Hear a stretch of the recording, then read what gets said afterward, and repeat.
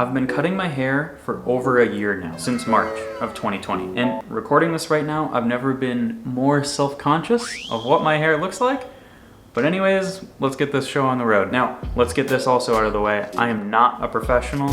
I have been self-taught here through YouTube over the last year and a half or so. But I think it's an incredible skill that I've picked up, and it's also saved me a bit of money in the long run. Let's go back to how my hair used to look before I started cutting my own hair. Now, I kind of cringe a little bit here. The haircut I used to have, let's just say I'm glad I'm out of that phase, I guess. My hair used to be really short on the sides and spiked up super hard with a lot of product in the front. I don't know if that's a vibe or if that was even good back then. If it is now, whatever. But not how I want to do my hair right now. And so I used to get my hair cut fairly often then because I needed it shorter on the sides and at that, I guess, semi-short length on top. But as soon as we entered into lockdown, I was not able to go to my normal barber and get my hair cut the way I had been getting it. So my brother and I, we decided to try cutting each other's hair. All right, we're rolling.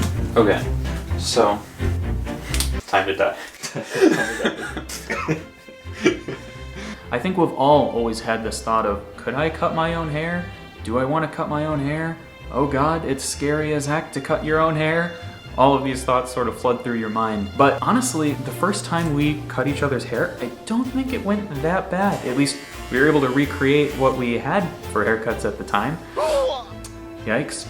The only thing, I guess, is that it took us much longer to cut our hair. I think we spent over an hour just to do one haircut because we were afraid we would mess it up. Understandable. Oh, and then tools. Let's go over those. For the first haircut, oh God, we used paper scissors. Bruh. Like scissors you use to cut construction paper? No way, those were so bad. They would get caught on your hair and it would like pull it as you try and cut it. Yikes. And they were not sharp, just no go. Don't use regular paper cutting scissors for cutting hair.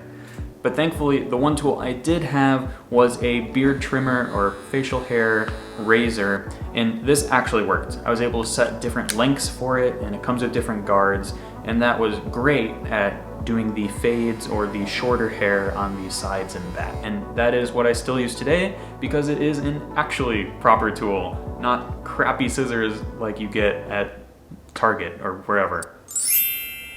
As the weeks went on, it appeared things were not going back to normal anytime soon, and we continued to cut each other's hair. We weren't deterred the first time. We didn't have one of those, oh, and mess up the hair sorts of experiences, which was great. So at this point, then I decided, if I'm gonna keep doing this, I might as well invest in more tools to make this job easier. So I got an actual pair of hair cutting scissors, as well as then the thinning shears, I think is what they're called. The fun ones to use with the teeth, you know what I mean? Nope. As well as then a handheld mirror so that I could either cut my hair myself or just be able to look at myself. Bruh. That's what a mirror does. What the hell? Thankfully I did that because actually just a couple months later, I ended up moving out. I was living at home at the time and I moved to San Diego. And now I'm cutting my hair on my own, fully. I didn't have my brother to help do the back or the certain sides or any such thing like that. Now, once I moved to San Diego, I started to grow my hair out a little bit. Not in the sense of having like long flowing hair or anything like that. No, maybe that would be cool. I tried, but I kind of gave up. It got to the point where the sides were like, it's sticking out, it's not really going down, it's just sort of awkward. I never pushed through that phase. I'm sure if you want to try, go for it, you totally could. There's other videos on YouTube about pushing through that phase and how to get your hair through that period. But I ended up calling it quits and ended up cutting it down a little shorter on the sides again. But thankfully not back to what it was before. Oh God, I had that haircut since 7th or 8th grade. Look at, there's a young Khan. Anyway, it wasn't all bad because I kept the length on the top a little bit. I kept experimenting with having it be longer on the top, longer on the sides, super short on the sides, and ended up settling on this little more natural look, I guess, more carefree, more haphazard, whatever you want to call it. And that's where I'm at now. I literally actually just cut my hair probably 10-15 minutes before recording this. So let's go ahead and play a quick time lapse of me cutting my hair. All right, VoiceOver Connor here. Hello. Starting out with this haircut, and what I always do is I start with the back and I cut the shortest part first. In this instance, I'm using like a 7mm guard, I want to say. And I start by pressing into my head there at the back at the bottom. But then as I get to the top, I'll slow this down. And I slowly start to go away from my head. I don't put the pressure there. Because if you end up putting too much pressure too high on your head, you end up creating a line. And if you go too high, it becomes unrecoverable. Funny enough, in this haircut, I get very close to that point where it's unrecoverable. But hey, you know, it comes with time. You'll always mess up a little bit here and there, and it's all about trying to fix it. So let's go through it together. In this instance, there's a few things I can try. The first one being I'll try using my scissors to try and cut down some of that difference, which works okay, but I kind of like give up. It's time consuming there.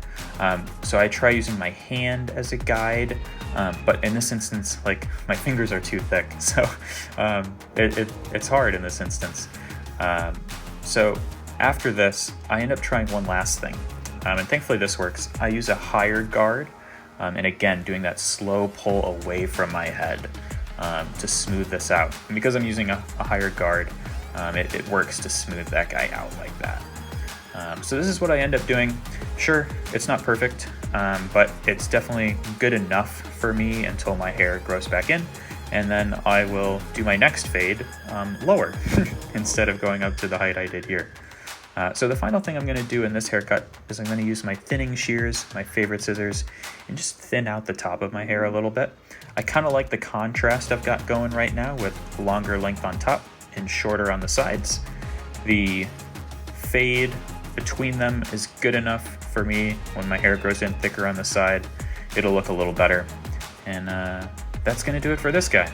Now, it wasn't all sunshine and rainbows, obviously. Like here, where I cut my hair too high up or too short in one side, and now it's unbalanced. There were times where I was downright angry at where I was, but it's all part of the process. And now, again, I'm not a professional, but I'm just an average person who decided to take the leap and try and cut their own hair. And I've been happy with the results. I'm liking my hair the way it is now. Now, I'm sure I'll look back and eventually cringe at the hair I have now, or you'll tell me in the comments, whatever it is, dear God. But that's all good, no hard feelings. I encourage you to go ahead and try it as well, at your own risk. I'm not a attorney, whatever, not legal advice, not haircut advice. Yes, you heard it here. Anyways, it's been a fun ride, and I'm gonna keep this up. Let's do one of those closed camera things, but like with a mirror instead, so look, there you are, bye!